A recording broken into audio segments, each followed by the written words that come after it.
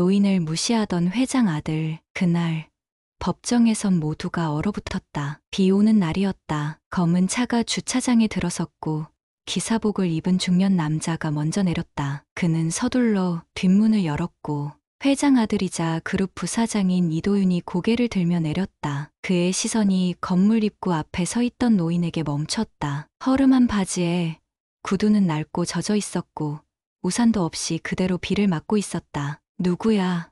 저 사람. 도윤이 인상을 찌푸렸다. 이런데 노숙자도 들어오게 해?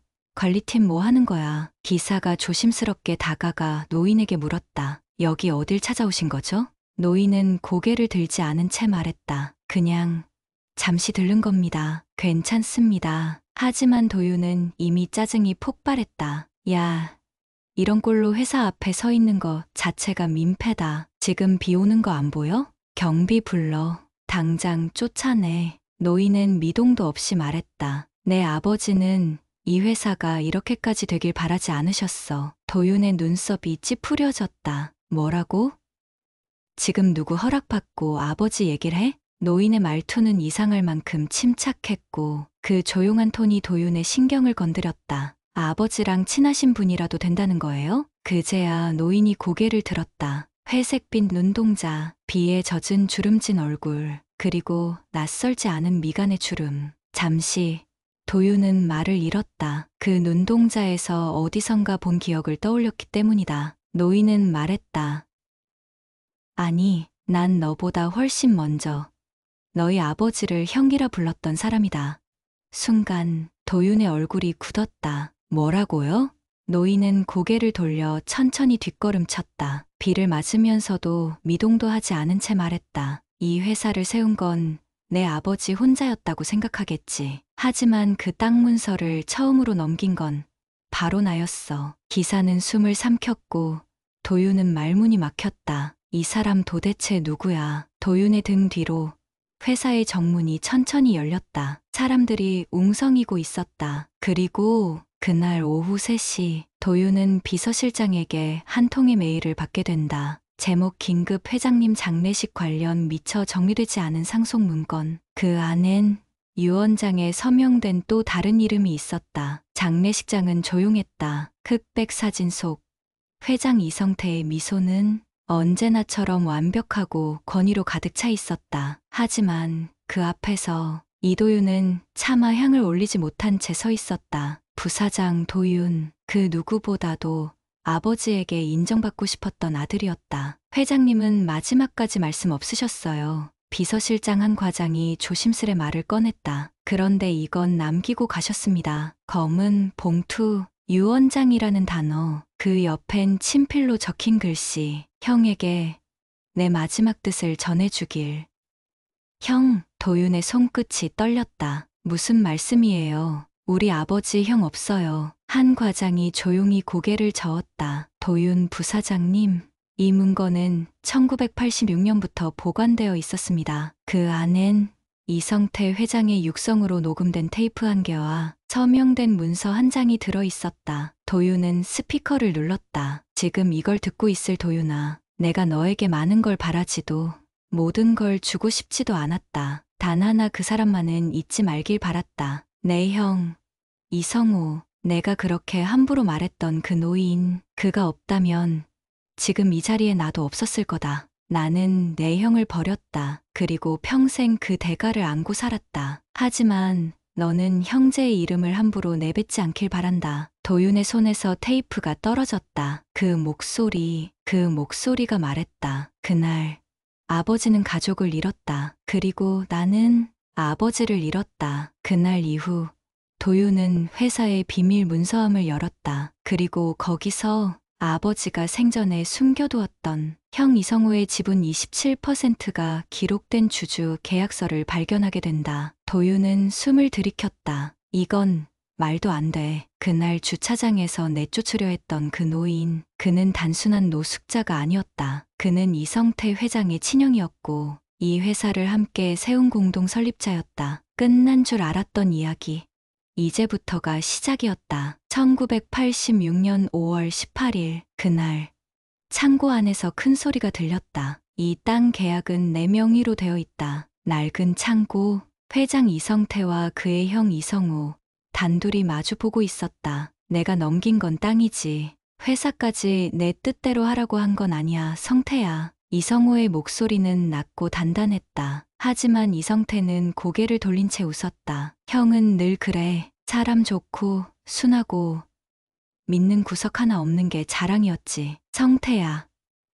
이건 욕심이야. 이성우는 서류를 흔들었다. 이사회 구성, 지분 배분, 임원 승인까지 다 너 혼자 결정한 거잖아. 이성태는 잠시 말을 멈췄다. 그리고 담배를 꺼내 물며 말했다. 이 회사 내 방식대로 해야 해. 형이 걸림돌이 되면 사라져 줘야지. 그 한마디에 이성우는 아무 말 없이 고개를 떨궜다. 그리고 그날 이후 이성우는 회사를 떠났다. 주소도 번호도 남기지 않은 채 실종 처리, 회사는 공표했다. 전 공동 설립자 이성우 이사, 건강상의 이유로 은퇴. 하지만 아무도 묻지 않았다. 왜 형이 그렇게 조용히 사라졌는지. 도윤은 그날의 기록을 본 순간 손끝이 떨렸다. 이게 우리 아버지야? 비서실 한 과장은 조용히 말했다. 회장님이 남기신 녹음은 그게 전부가 아닙니다. 다음 파일이 재생되었다. 그날 나는 내 형을 버렸다. 그가 나보다 정의로웠고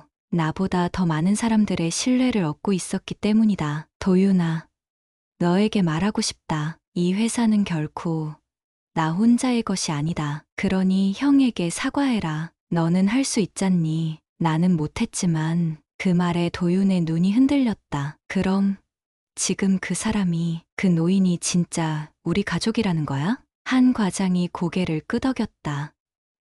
네, 이성우 회장님입니다. 당신의 큰아버지이자 지금도 이 회사의 공동 명의자입니다. 도윤은 입술을 꽉 물었다. 3일 전 그를 주차장에서 쫓아냈던 기억이 떠올랐다. 젖은 구두, 젖은 어깨, 말없이 서 있던 눈빛. 그 눈이 어릴 적 할아버지 장례식장에서 손을 꼭 잡아주던 그 손과 똑같았다. 이제 도윤은 결심한다. 형에게, 아니, 자신이 밀어낸 가족에게 사과하겠다고. 하지만 그 순간 비서가 뛰어왔다. 부사장님, 큰일입니다. 이성우 회장님이 연락이 두절됐습니다. 어디에도 안 계십니다. 사라졌다고?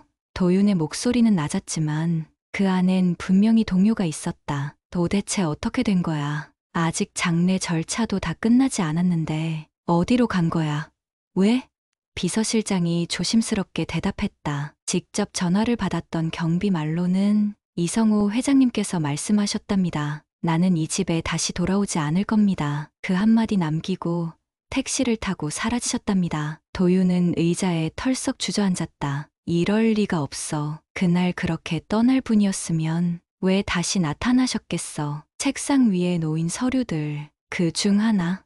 장례식 당일 새벽 2시 통화 기록이 눈에 들어왔다. 소신인 이성우, 발신인 고 이성태 회장, 통화 시간 17분 43초, 통화 종료 시간 오전 2시 18분, 두 분, 마지막까지 통화하셨던 거네요. 도윤은 손끝을 뻗어 통화 기록을 눌렀다. 다행히도 그날의 통화는 회장이 사전에 녹음되도록 설정해둔 휴대폰이 남아 있었다. 재생 버튼을 누르자 낮고 쉰 목소리가 흘러나왔다. 형 아직도 나를 미워하나? 아니다. 미워하진 않았다. 다만 실망했다. 그날 이후로 한 번도 후회 안 한 날이 없었어. 나 혼자 정상이었고 형이 틀렸다고 생각했던 날들, 이젠 다 후회된다. 이제 와서 그런 말 해봐야 형제였단 사실은 안 변해. 하지만 성태야, 그 애는, 내 아들 도윤이는 괜찮은 아이냐? 모르겠다. 그 아이도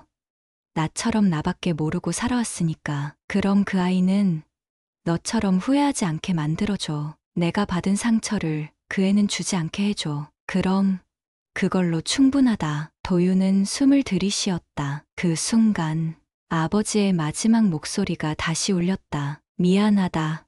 형아, 정말 미안하다. 가족이란 게 뭔지도 모르고 살아온 동생이었어. 녹음이 꺼졌다. 도윤은 고개를 떨구었다. 처음이었다. 그가 이토록 자신의 아버지에게 분노가 아닌 눈물을 느낀 건. 그리고 그 순간 도윤의 휴대폰에 한 통의 영상 메시지가 도착했다. 발신인 이성호. 영상은 흔들리고 있었다. 노인의 손, 낡은 책상, 그리고 그 위에 놓인 어떤 오래된 사진 한 장. 이게 뭐지? 사진 속에는 젊은 시절의 이성태와 이성호, 그리고 어린 시절의 도윤이 있었다. 그 아이의 손을 붙잡고 있던 건 이성호였다.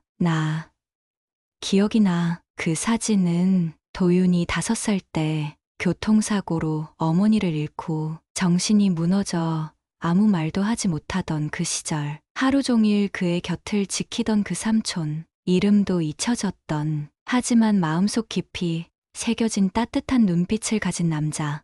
그분이 나한테 항상 아버지는 너를 사랑한단다라고 말해주셨던 그분이야. 도윤의 손에서 핸드폰이 미끄러졌다. 그리고 영상은 끊겼다.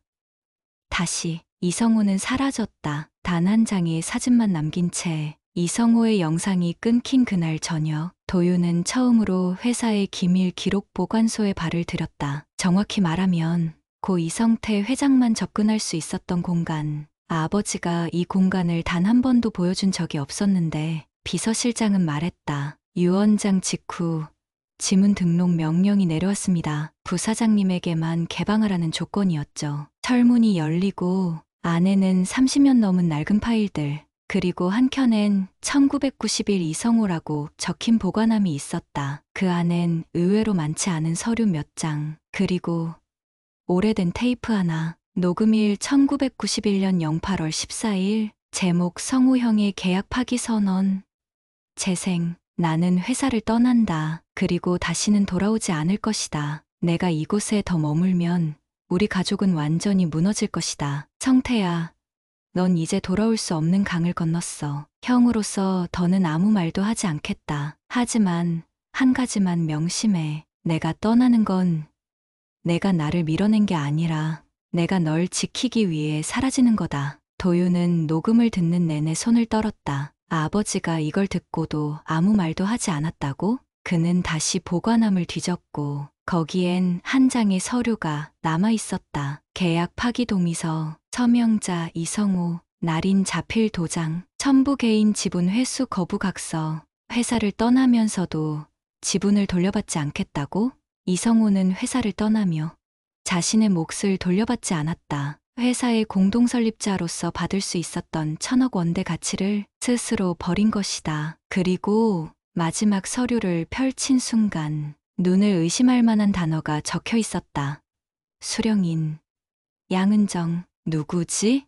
비서실장이 조심스럽게 입을 열었다. 그 이름, 그분의 따님입니다. 정확히 말하면 이성호 회장님의 외동딸입니다. 순간 도윤의 안색이 하얘졌다. 딸이 있었다고? 네, 회사 기록에는 없지만 실제로 2002년 이성호 회장이 등록한 개인 보호자 명단에 존재합니다. 그리고 그분이 최근 이 건물에 다녀가셨습니다. 뭐라고?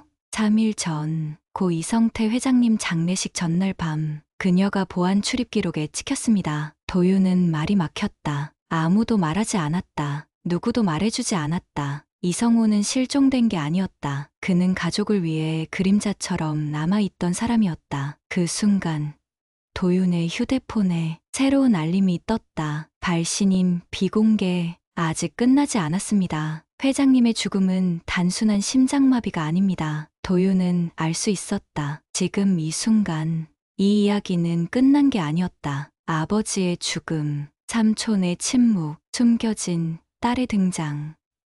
그리고 누군가가 모든 것을 지켜보고 있었다. 도윤은 며칠째 잠을 이루지 못했다. 병원에서 김혜윤 중령의 이름이 여러 차례 등장했고 은정이라는 여성이 그 이름을 언급할 때마다 그의 머릿속엔 어릴 적 봤던 한 장면이 스치듯 떠올랐다. 어두운 골목, 빗속에 젖은 군복, 유모차, 그리고 숨죽이며 어딘가를 응시하던 한 남자. 하지만 그 장면은 꿈처럼 모호했다. 송 비서를 통해 김혜윤 중령의 과거 전역 기록과 진료 기록, 그리고 당시 병원 사건의 개요를 요청했다. 자료는 생각보다 빠르게 도착했다. 은폐된 기록들이 의외로 많았습니다. 누군가 고의로 지웠다는 느낌이 강합니다. 그 중 한 장의 보고서명 1991년 군의무 사령부 내부 보고서, 기밀 등급 중상 김혜윤 중위, 본인의 자녀로 보이는 여아가 사망하지 않았다는 정황을 파악. 그러나 신원불상 인물의 개입으로 인해 해당 아동은 이관 처리됨. 도윤은 손을 떨었다. 이관 처리?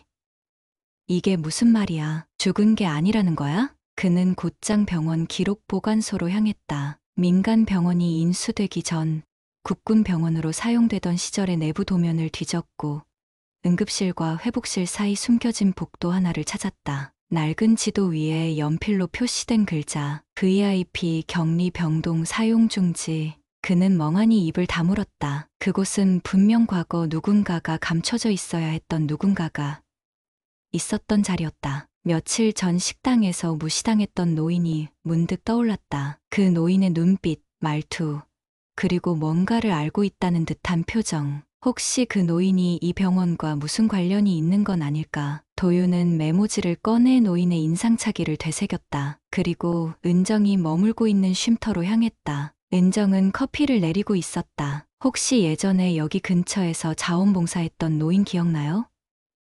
가끔 밥 나눠주고 조용히 구석에 앉아 계시던 분. 은정은 고개를 갸웃했다. 그분 진짜 조용하셨죠. 저도 말 몇 마디밖에 안 나눠봤어요. 그런데 이상했어요. 식당 할머니가 그분한텐 존댓말을 쓰더라고요. 도윤은 그 말을 듣고 한기가 돌았다. 존댓말? 그 식당 할머니가? 네, 회장님 오셨네요. 라고 말한 적도 있었어요. 심장이 쿵 내려앉았다. 그 노인은 단순한 노인이 아니었다. 도윤은 다시 그 식당으로 향했다. 하지만 이미 식당은 문을 닫은 상태였다. 출입문에는 종이 한 장이 붙어 있었다. 폐업 안내 개인 사정으로 영업을 종료합니다. 도윤은 조용히 종이를 찍고 안으로 들어갔다. 조명은 꺼져 있었고 주방 한켠엔 먼지가 쌓인 냉장고와 찬장. 그러나 벽 한쪽 액자 하나가 걸려 있었다. 그 액자엔 이렇게 적혀 있었다. 지금은 사라졌지만 늘 지켜보고 있었다. 그 순간 도윤의 뇌리를 스친 단어 하나.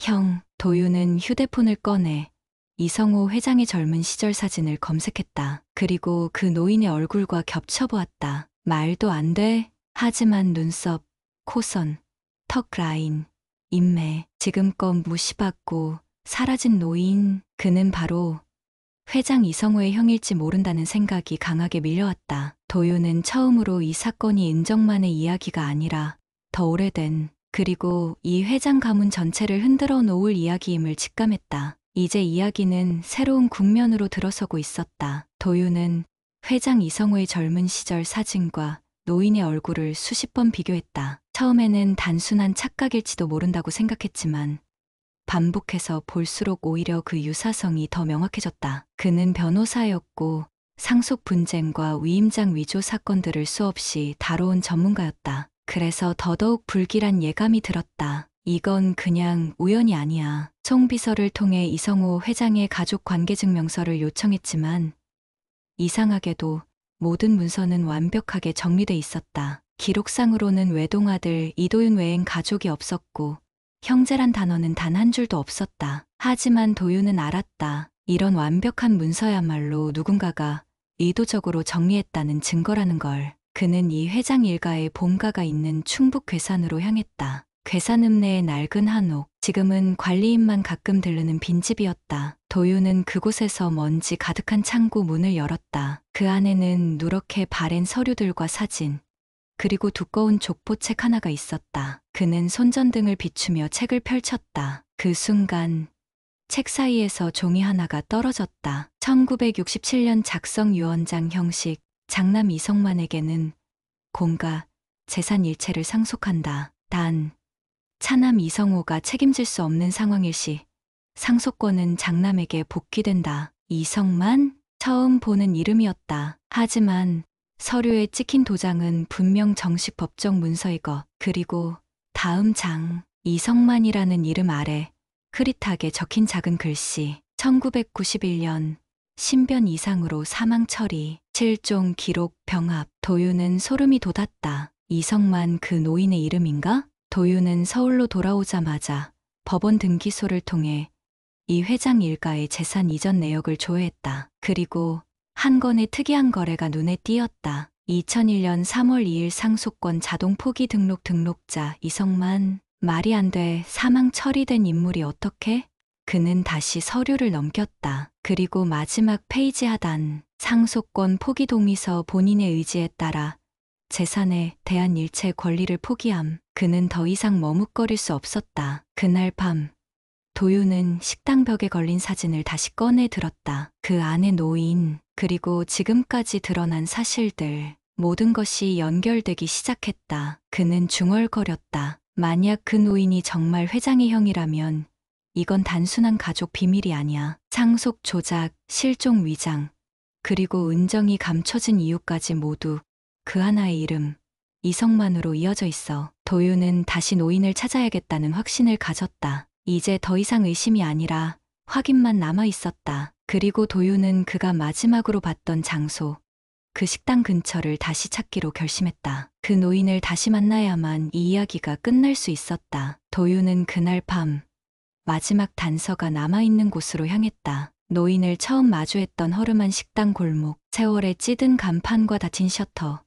어둠에 잠긴 시장 골목은 이상하리만큼 정적이었다. 그는 천천히 발걸음을 옮겼다. 식당 뒤편, 오래된 보일러실 옆 좁은 공간, 그곳엔 조용히 앉아있는 한 남자가 있었다. 맞았다. 그 노인이었다. 도유는 순간 숨을 멈췄다. 그의 눈빛은 여전했다. 어딘가 초점 없는, 그러나 말하지 못한 무언가를 오래도록 품고 있는 눈. 찾아올 줄 알았습니다. 노인이 먼저 입을 열었다. 목소리는 놀랄 만큼 또렷했고 담담했다. 도윤 씨, 그쪽도 느낀 거겠지요. 이건 단순한 우연이 아니라는 걸. 도윤은 고개를 끄덕였다. 이름이 이성만 맞습니까?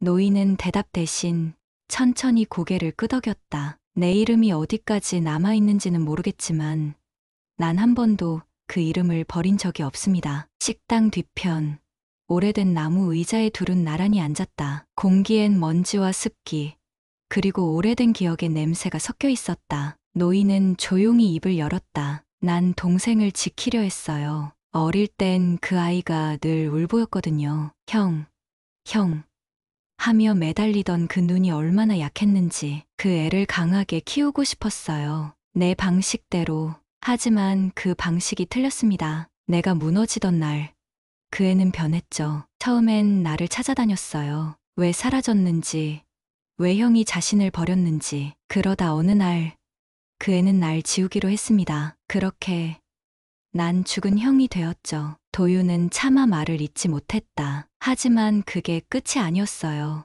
내가 사라진 뒤 아버지의 유언이 문제가 되었고 그 애는 본가의 모든 것을 얻기 위해 절차를 만들었습니다. 하지만 그게 끝이 아니었어요. 내가 사라진 뒤 아버지의 유언이 문제가 되었고 그 애는 본가의 모든 것을 얻기 위해 절차를 만들었습니다. 노인은 고개를 돌려 도윤을 바라봤다. 그 눈빛엔 원망이 아닌 무언가 초월한 감정이 담겨 있었다. 나는 그걸 막지 않았습니다. 그 애가 그렇게라도 세상에서 강하게 살아가길 바랐으니까. 그런데 그 애가 지금까지도 날 두려워한다는 걸, 그걸 몰랐어요. 도유는 말없이 그의 손등 위에 놓인 상처를 바라봤다. 오래된 화상 자국, 그 안엔 수십 년 전의 흔적이 고스란히 남아 있었다. 왜 지금껏 숨어 계셨습니까? 이렇게 말 한마디면 진실은. 노인은 미소를 지었다. 그러나 그건 씁쓸한 미소였다. 말이란 건 누구에게나 통하는 게 아니에요. 어떤 사람은 듣고도 외면하죠. 심지어는 진실이란 이유만으로 누군가를 무너뜨리기도 합니다. 내 진실은 그냥 내 안에 두는 게 더 안전하다고 믿었어요. 그 순간 식당 골목 끝에서 누군가의 인기척이 들렸다. 도유는 몸을 일으켰지만 노인은 조용히 고개를 저었다. 그쪽은 돌아가세요. 오늘은 이걸로 충분하니까.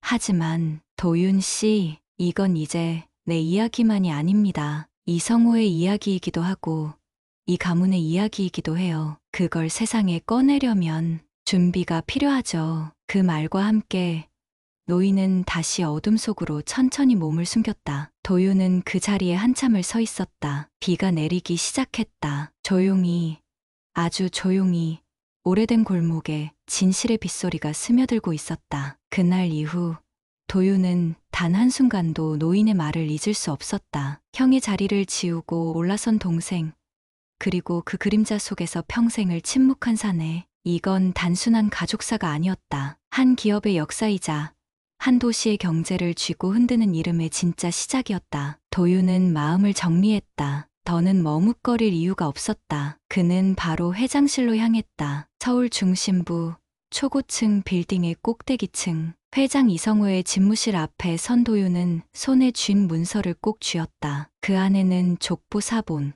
유언장, 그리고 상속 포기 동의서까지 있었다. 비서가 말을 걸기 전 회장의 문이 열렸다. 도윤? 회장의 눈이 순간 흔들렸다. 갑자기 무슨 일이냐? 변호인 일은 다른 팀에 맡기라고 하지 않았나? 도윤은 말없이 안으로 들어섰다. 회장의 시선은 날카로워졌고 정적이 방 안을 가득 채웠다. 제가 어떤 문서를 입수했습니다. 회장님의 형 이성만 씨에 대한 자료입니다. 순간 회장의 눈이 미세하게 떨렸다. 그 이름 어디서 들었지? 1967년 작성된 유언장, 그리고 2001년 작성된 상속 포기 동의서. 분명히 사망 처리된 분이 도장을 찍었다는 기록입니다. 이건 정상이 아니죠. 회장은 아무 말 없이 눈을 감았다. 그리고 천천히 자리에서 일어났다. 그래서 지금 뭘 하겠다는 거지? 도윤은 처음으로 그 거대한 권력의 그림자를 정면으로 바라봤다. 회장님의 과거가 단순한 오해나 상처라면 덮을 수 있습니다. 하지만 이건 누군가의 존재를 지우고 역사까지 바꾸려 했던 겁니다. 지금이라도 진실을 회복해야 합니다. 그렇지 않으면 이 기업의 미래도 없습니다. 회장은 천천히 걸음을 옮겨 창가에 섰다. 도시는 멀리서 반짝이고 있었지만 그의 눈엔 초점이 없었다. 그 사람 살아있나? 네, 직접 만났습니다. 살아 계셨고 아무것도 요구하지 않으셨습니다. 오히려 동생이 잘 되길 바란다고 했습니다. 잠시의 침묵, 그리고 회장의 입에서 무겁게 떨어진 말. 내가 버린 건 형이 아니라 내 자신이었는지도 모르겠다. 그날 밤, 도윤은 건물 밖으로 나왔다. 서울의 밤은 여전히 화려했지만 그의 마음엔 묵직한 울림이 남아 있었다. 진실은 때로 칼보다 예리하지만 그걸 마주하고 나면 오히려 더 단단해진다. 그리고 이제 그는 결심했다. 그 어떤 대가가 따르더라도 이 이야기를 끝까지 밝혀내리라고. 이건 한 노인의 이야기인 동시에 한 시대가 지우려 했던 형의 이름을 되찾는 일이었다. 그 이름, 이성만. 그리고 도윤은 다음 날 아침 그 이름을 세상에 꺼낼 준비를 하기 시작했다. 도윤은 회장실을 나선 뒤에도 긴 여운에서 벗어나지 못했다. 이성호 회장이 끝내 형의 존재를 부정하지 않았다는 것. 그건 곧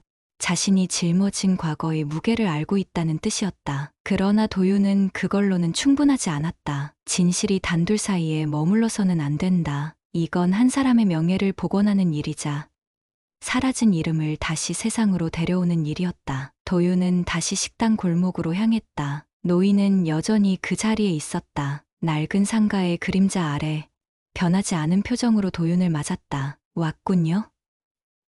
예, 이제 시작하려 합니다. 노인은 잠시 눈을 감았다. 시작이란 말, 참 조심스럽군요. 진실은 늘 사람을 다치게 합니다. 하지만 회장님도 알고 계십니다. 그리고 부정하지 않으셨어요. 노인은 천천히 고개를 돌렸다. 어디선가 흐르던 라디오 소리, 시장 상인의 푸념, 어딘가에서 튀어나온 아이의 웃음소리까지도 이 순간을 맴돌았다. 그 아이는요, 이성호는요, 원래 그런 애가 아니었어요. 언젠가 내가 사라지면 그 애는 더 이상 울지 않아도 될 거라 믿었습니다. 그런데 그게 아이를 고립시키는 선택이 될 줄은 몰랐죠. 도윤은 한참을 말없이 앉아 있었다. 그리고 마침내 조용히 꺼냈다. 선생님, 이제 그 이름을 세상에 꺼냅시다. 노인은 조용히 도윤을 바라봤다. 그게 누구를 위한 일일까요?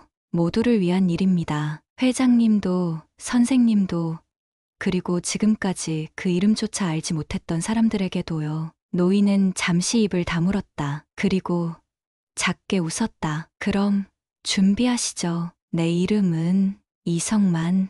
도윤이 먼저 말을 이었다. 그리고 둘은 오래된 골목을 천천히 걸어 나왔다. 세상이 숨기려 했던 이름을 다시 빛 아래로 데려오기 위해 도윤은 새벽이 밝기도 전에 움직였다. 그는 노인과 함께 가장 먼저 향한 곳이 구청 민원실이었다. 그들의 목적은 단 하나, 사망 처리된 사람의 생존 증명. 도윤은 조용히 말문을 열었다. 이분은 1999년 사망 처리된 이성만 씨입니다. 그러나 지금 제 앞에 살아계십니다. 직원은 의아한 표정으로 노인을 바라봤다. 주민등록 말소 상태입니다. 이런 경우엔 주민등록이 중요한 게 아닙니다. 본인의 존재 자체를 증명하는 게 핵심입니다. DNA든 지문이든 필요한 절차 모두 밟겠습니다. 노인은 조용히 웃으며 주민등록 말소 사실조차 낯설지 않은 듯 고개를 끄덕였다. 이런 거 예전엔 상상도 못했죠. 내가 다시 내 이름을 쓰게 될 날이 올 줄은. 그날 오후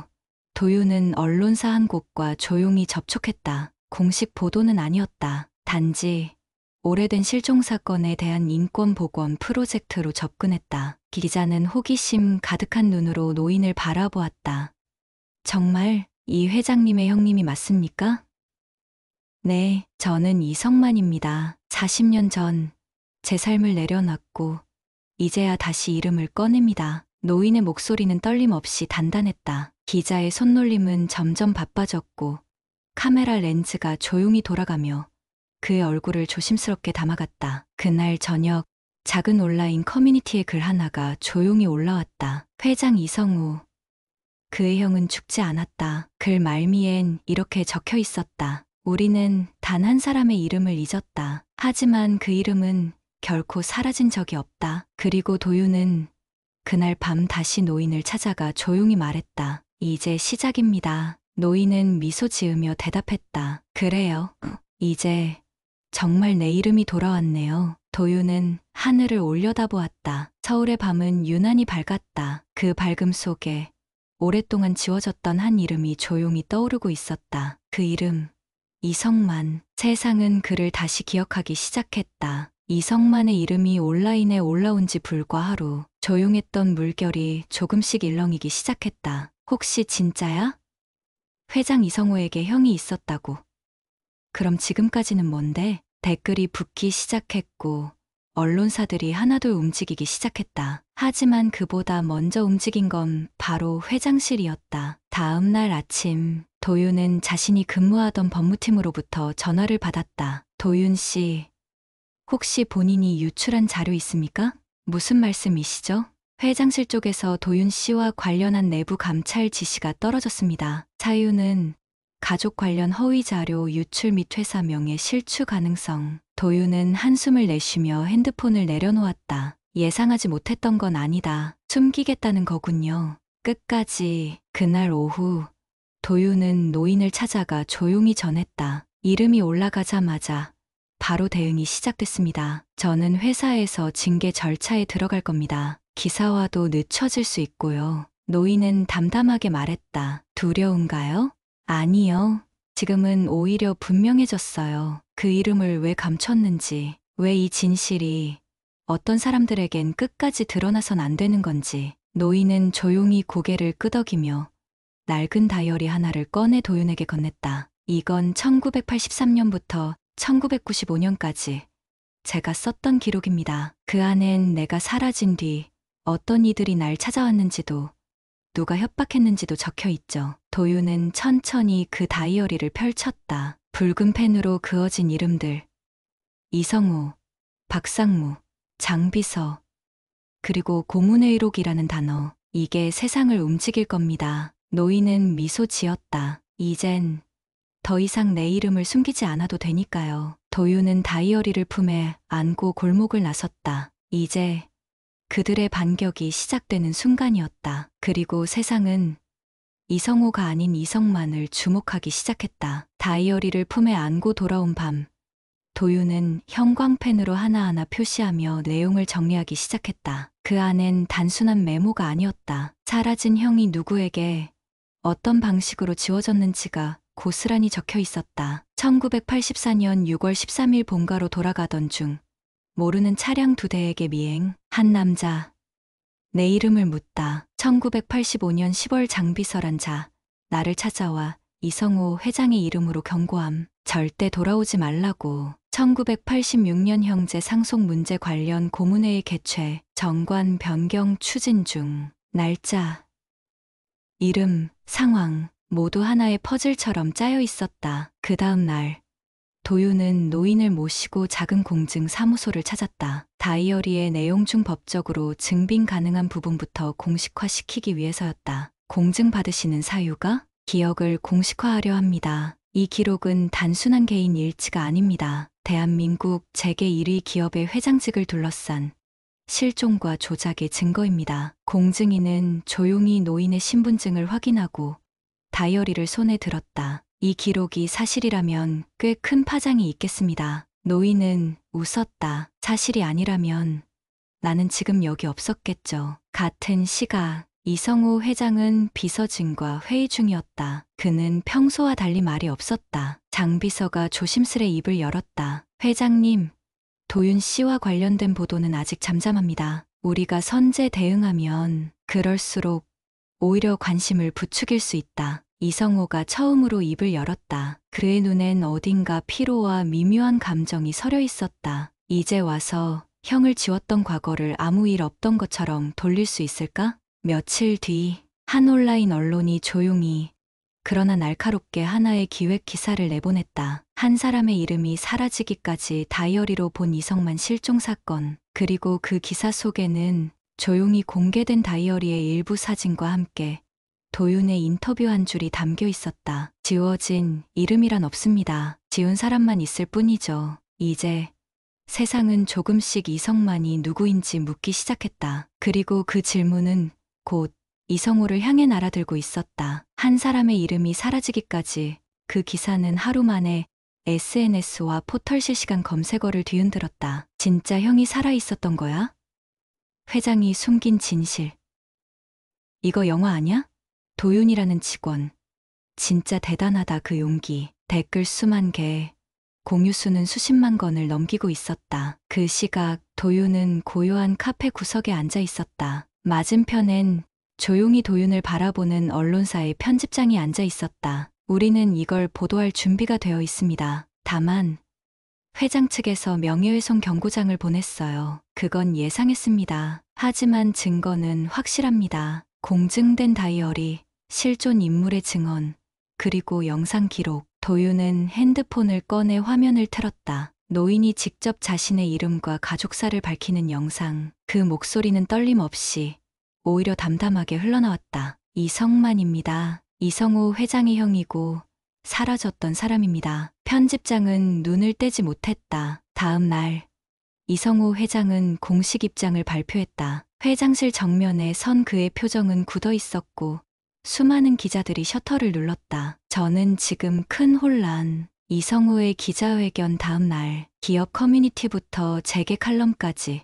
하루 종일 이성만의 이름이 도배되었다. 상속 구도 재편되나 회장형이 귀환, 이 사회에 영향 미칠까? 한 남자의 증언이 뒤바꾼 재벌가 서열. 그리고 오후 이성호 회장 측 법무팀이 도윤에게 내용 증명을 발송했다. 사실무근 허위 자료, 유포 및 사내 기밀 누설 혐의로 징계 절차 돌입 예정. 결국 법으로 누르겠다는 거군요. 도윤은 그 문서를 책상에 내려놓으며 중얼댔다. 노인은 조용히 다가와 도윤의 어깨를 두드렸다. 지금이 고비야. 이 시점에서 밀리면 다시 사라지는 건 순식간이야. 도윤은 고개를 끄덕이며 법률 상담을 받기 위해 과거 함께 근무했던 변호사를 찾았다. 진실을 증언한 게 죄가 되는 세상입니까? 변호사는 고개를 숙이며 말했다. 도윤 씨, 사실 여부를 떠나 상대는 이성호입니다. 그는 지금 이성만이라는 이름이 상속권자로 불릴까 두려운 거예요. 같은 시각 기업 내에서는 균열이 일기 시작했다. 혹시 이사회 의장 교체 논의까지 가는 거 아냐? 만약 이성만 씨가 법적으로 인정받는다면 전면 재검토지. 형이 살아 있었는데 회사가 그걸 은폐했다?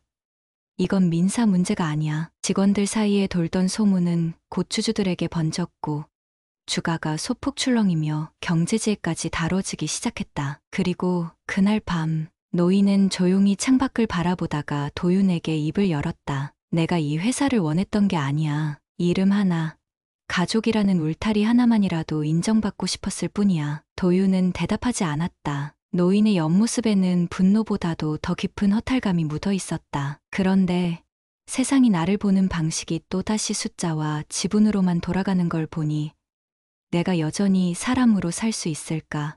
문득 겁이 나기도 하네. 도윤은 천천히 말했다. 삼촌은 지금 숫자가 아니라 이야기로 사람들의 마음에 남고 있어요. 지금은 비로소 누군가가 삼촌을 기억해주기 시작한 첫날이에요. 노인은 조용히 눈을 감았다. 그 밤, 이성만의 이름이 공식적으로 상속법 개정 검토 대상에 오른다는 기사 하나가 조용히 등록됐다. 숨겨진 형의 귀환 대한민국 상속법을 흔들다. 새벽 4시 도윤의 휴대폰이 진동했다. 비공개 번호. 그는 잠시 망설이다 통화 버튼을 눌렀다. 지금 이대로 가면 당신도 무사하지 못해요. 낯선 목소리. 그러나 말투엔 분명한 내부 사정의 냄새가 났다. 누구시죠? 내 이름은 밝힐 수 없어요. 하지만 이성호 쪽 사람입니다. 곧 회장 측에서 조작된 문서를 언론에 뿌릴 거예요. 당신과 이성만 씨의 관계를 왜곡하는 식으로. 도윤은 통화를 끝내자마자 노인을 깨웠다. 누군가 경고했어요. 우리가 거짓말을 하고 있다는 식으로 덮으려는 움직임이 곧 시작된대요. 노인은 눈을 비비며 자리에서 일어섰다. 그래.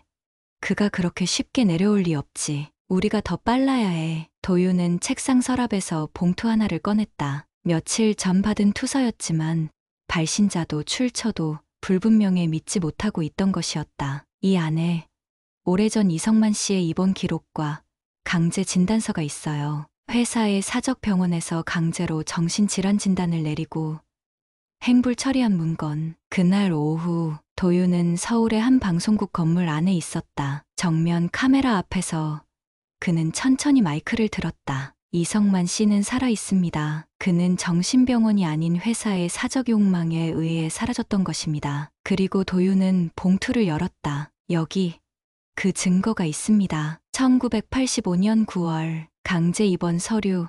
서명은 장비서라는 이름의 회사 간부였습니다. 당일 저녁 해당 방송국의 시사 뉴스 프로그램은 특별 보도를 내보냈다. 진실의 조작자들, 대기업 형제의 실종 사건 전말. 방송 이후 국민청원 게시판에는 이성만의 법적 지위 회복과 관련한 청원이 하루 만에 30만 명을 넘겼고 해당 기업의 광고를 맡고 있던 브랜드들이 하나둘 광고를 철수하기 시작했다. 같은 시각 이성호는 긴급 이사회를 소집했다. 형이란 존재가 내게 어떤 의미였는지 아는 사람 있습니까? 묵묵부답. 그는 약했고 무책임했으며 감성으로 경영을 망칠 사람이었어요. 이사 한 명이 조심스레 물었다. 회장님, 그런데 왜 글을 지우셔야만 했습니까? 이성호의 눈동자가 흔들렸다. 그 질문 앞에 그는 단 한마디도 덧붙이지 못했다. 이제 모든 건 공개되었다. 그리고 세상은 이 질문에 몰두하기 시작했다. 진짜 약자는 누구였을까? 진짜 무서운 건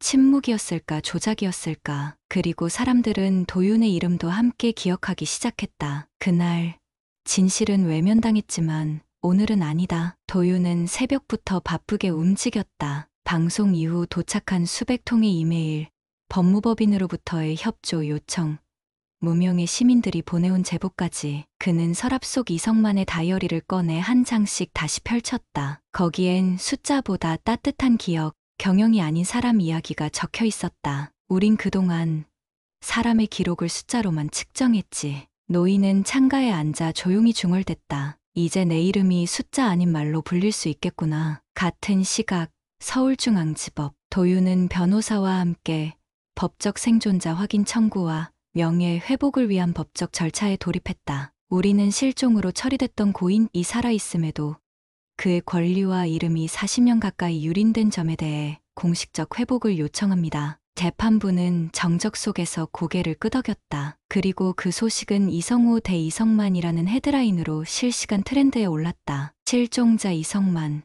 법정 복귀 은폐된 이름, 권리를 되찾을까? 이성우는 곧장 PR팀에 지시를 내렸다. 이슈를 전환해. 새로운 투자 발표나 해외 진출 계획 같은 거 지금은 시선을 다른 데로 돌려야 해. 하지만 대중은 예전 같지 않았다. SNS엔 이런 글들이 이어졌다. 우린 사람이 지워지는 걸 너무 많이 봤어요. 이번엔 숫자가 아닌 이름을 기억합시다. 도윤은 방송국 옆 카페에서 노인과 마주 앉아 있었다.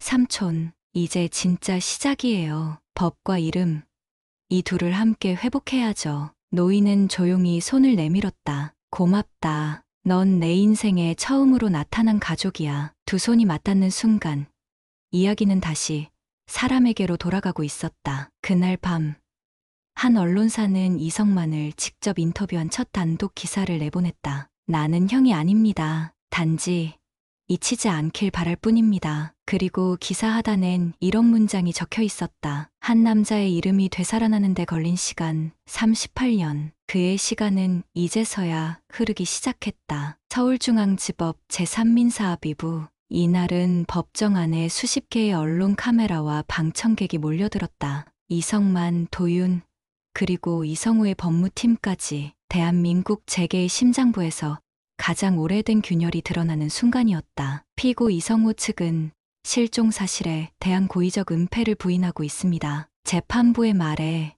도윤은 고개를 들었다. 하지만 오늘 그날의 진실을 알고 있는 사람이 이 자리에 섰습니다. 법정에 들어선 회색 정장의 노인은 긴장한 듯 보였지만 눈빛만큼은 단단했다. 당시 저는 그룹 내 비서실 차장이었습니다. 회장님의 형 이성만 씨를 마지막으로 본 날은 1985년 9월 14일이었습니다. 그날 어떤 일이 있었습니까? 비공식 회의에서 형은 회사를 떠나야 한다는 말이 회장님의 입에서 나왔습니다. 그 후 회사에서 지정한 병원으로 이성만 씨가 이송됐고 기록은 사내 서버에서 완전히 삭제됐습니다. 법정 안이 술렁였다. 이성우 측 변호인은 곧장 반격에 나섰다. 그 증언은 오래된 기억에 의존한 주관적 판단입니다. 그리고 해당 비서관은 이후 해고된 인물로 개인적 감정이 개입됐을 가능성도 있습니다. 하지만 그 순간 도윤이 자리에서 일어났다. 이건 기억의 문제가 아닙니다. 한 사람의 삶이 지워졌다는